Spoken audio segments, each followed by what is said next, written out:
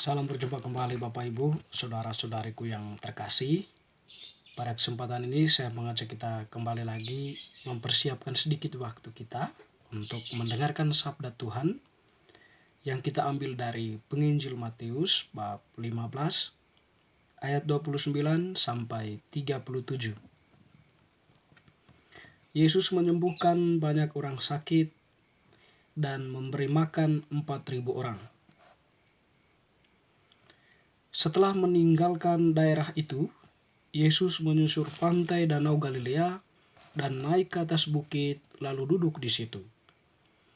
Kemudian banyak orang berbondong-bondong datang kepadanya membawa orang lumpuh, orang timpang, orang buta, orang bisu, dan banyak lagi yang lain.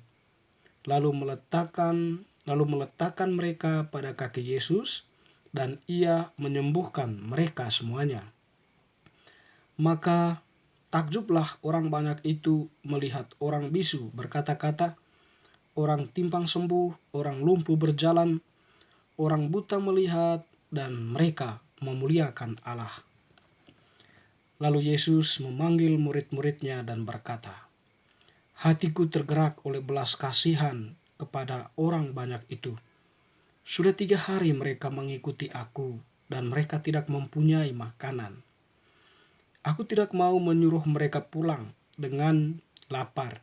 Nanti mereka pingsan di jalan." Kata murid-muridnya kepadanya, "Bagaimana di tempat sunyi ini kita mendapat roti untuk mengenyangkan orang banyak yang begitu besar jumlahnya?" Kata Yesus kepada mereka, "Berapa roti ada padamu?" 7, jawab mereka, "dan ada lagi beberapa ikan kecil." Lalu Yesus menyuruh orang banyak itu duduk di tanah. Sesudah itu ia mengambil ke-7 roti dan ikan-ikan itu, mengucap syukur, memecah-mecahkannya, dan memberikannya kepada murid-muridnya. Lalu murid-muridnya memberikannya pula kepada orang banyak. Dan mereka semuanya makan sampai kenyang. Kemudian orang mengumpulkan potongan-potongan roti yang sisa 7 bakul penuh. Demikianlah sabda Tuhan, terpujilah Kristus.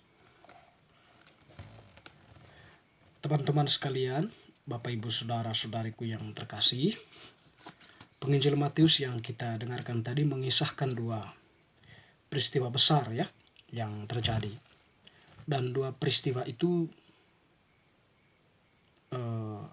lebih pada belas kasihan Allah kepada manusia. Tindakan Allah yang berbelas kasih kepada manusia. Yang pertama, Yesus menyembuhkan banyak orang sakit. Yang kedua, Yesus memberi makan.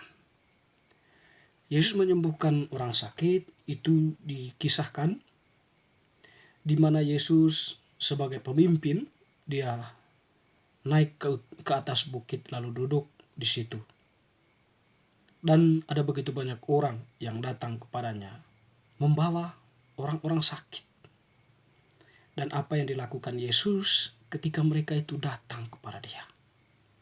Yesus melakukan sesuatu, tindakan besar ya. Jadi orang-orang sakit tadi itu yang dibawa kepadanya, Yesus tidak lari, Yesus tidak menolak mereka, tetapi Yesus datang kepada mereka lalu kemudian menyembuhkan mereka. Orang buta melihat, orang lumpuh berjalan, lalu kemudian orang timpang tadi itu sembuh dan sebagainya. Dengan demikian orang-orang itu sangat bergembira dan bersuka cita dan memuliakan Allah. Mereka keluar dari penderitaan mereka, mengalami suatu sukacita besar yang disiapkan Allah atau yang diberikan Allah kepada mereka.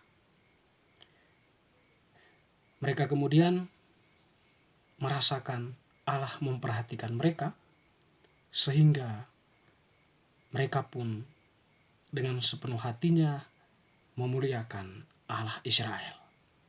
Tentu di situ tidak terlepas dari pengalaman itu. Mereka sungguh merasakan sesuatu yang baru dalam hidup mereka. Mereka beralih dari kehidupan lama pada suatu bentuk kehidupan baru. Sakit menuju suatu peristiwa kesembuhan dan menjadi sehat.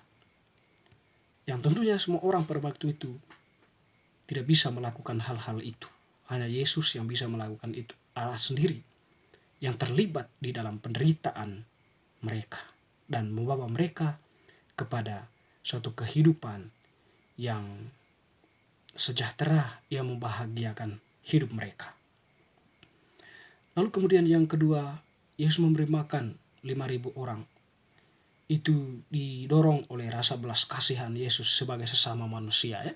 Yesus sebagai dalam dimensi kemanusiaannya, Yesus sebagai manusia, dia berbelas kasih kepada orang banyak yang sudah 3 hari mengikuti dia. Dan Yesus merasakan lapar mereka itu, ya. Mungkin ada makanan tapi mungkin sudah habis, ya. Sehingga mereka pun, Yesus pun ya merasa belas kasihan dan perlu diberi makan. Dan dia menegaskan kepada para muridnya, aku tidak mau menyuruh mereka pulang. Tapi kamu harus memberi makan. Kita harus memberi mereka makan. Tentu dalam logika para murid, ya. Bagaimana mungkin kita memberikan makanan kepada sekian banyak orang, 4.000 dikatakan tadi. Dengan jumlah makanan yang tidak ada apa-apanya yang kita punya. Tapi Yesus mengatakan, ya ada berapa makanan yang ada padamu? Jumlahnya berapa? Mereka mengatakan, ya mereka mempunyai roti, ya, dan juga ikan. Itu di dalam logika manusia, para murid, bagaimana bisa memberikan makan dengan 5 roti dan 2 ikan, dengan beberapa ikan, ya.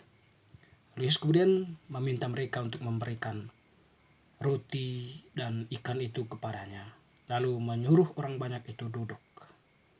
Yesus mengucap syukur, memecah-mecahkannya, dan memberikannya kepada para muridnya. Itu semacam simbol perayaan Ekaristi, ya, perjamuan Ekaristi, ya, di mana Yesus memecah-mecahkan roti dan memberikannya kepada murid-muridnya. Dan tindakan yang sama dilakukan Yesus, ya, di situ.